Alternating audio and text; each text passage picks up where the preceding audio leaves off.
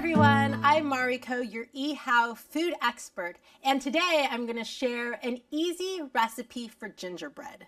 Gingerbread men are so much fun for the holidays. You could do them in a bunch of different cookie cutter shapes and decorate them with a bunch of icings and sugars.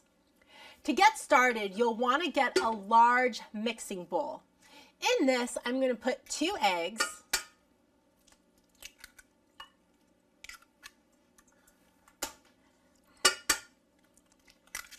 and then I'm going to add my sugars. I have 3/4 cups of brown sugar.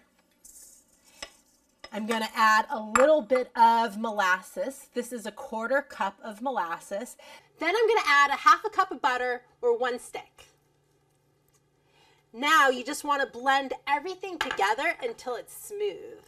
Now that you have made your gingerbread men dough, now we need to get it ready for rolling. First, I'm going to grab a piece of plastic wrap.